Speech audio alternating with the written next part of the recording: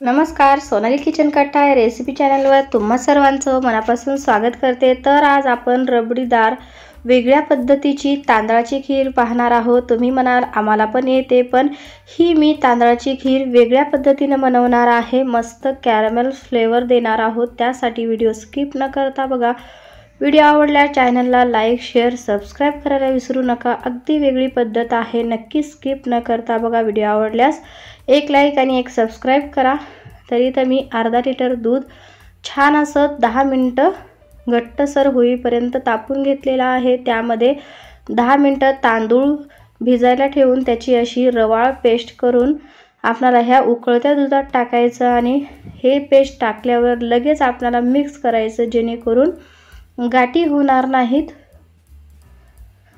तर अशा पद्धतीने छान असं आपल्याला मिक्स करून घ्यायचं आहे। तांदळाची रवाळ पेस्ट तुम्ही कोणतेही तांदूळ वापरू शकता, बासमती, कोलम, कोणतेही तांदूळ तुम्ही 2 चमचे, अर्धा लिटर दुधासाठी 2 चमचे तांदूळ 10-15 मिनिटं भिजायला ठेवून मिक्सरला अगदी रवाळ वाटायचं।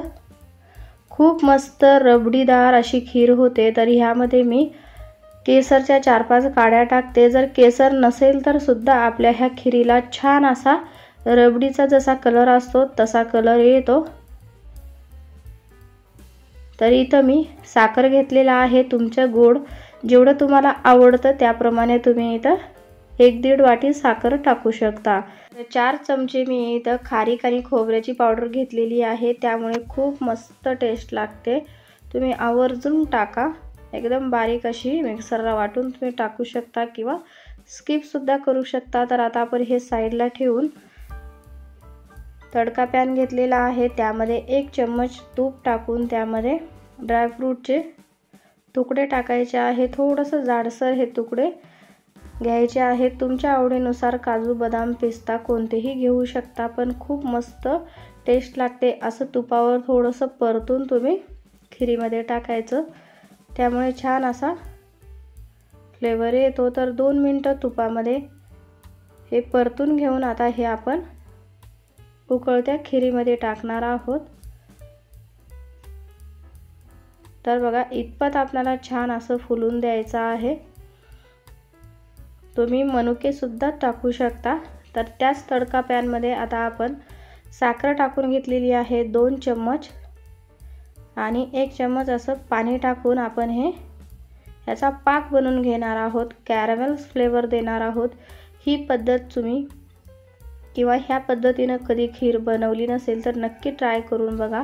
साखर वितळून आपल्याला छान असं गोल्डन ब्राउन कलर येईपर्यंत हे साखर वितळून घ्यायची आहे। कॅरमेल फ्लेवर आणि मस्त ह्या पद्धतीचा हे कलर येईपर्यंत आपल्याला हे शिजून घ्यायचं। आता त्या उकळत्या खिरीमध्ये हे कॅरमेल जे आपण साखरेचा पाक बनवला होता तो टाकून द्यायचा आहे। बघा, कलर अगदी 2 मिनिटात चेंज होतो, मस्त रबडीदार कलर येतो।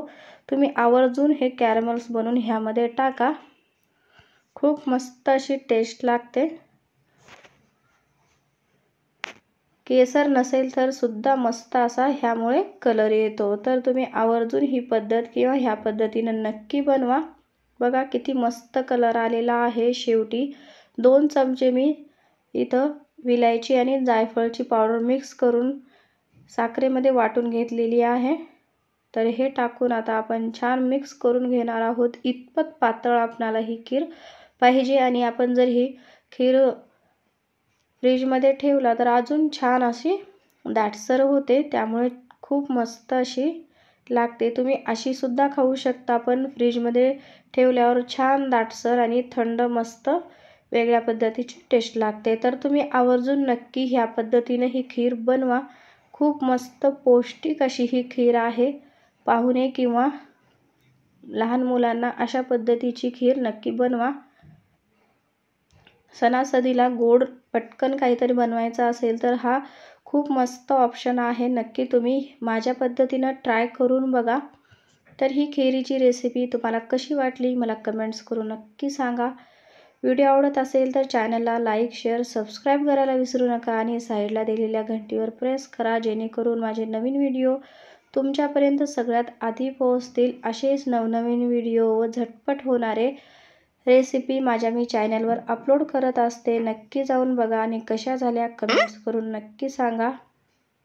चला तर मग भेटू आपण असाच एक व्हिडिओ घेऊन पुढच्या व्हिडिओमध्ये. माझा व्हिडिओ पाहिल्याबद्दल धन्यवाद.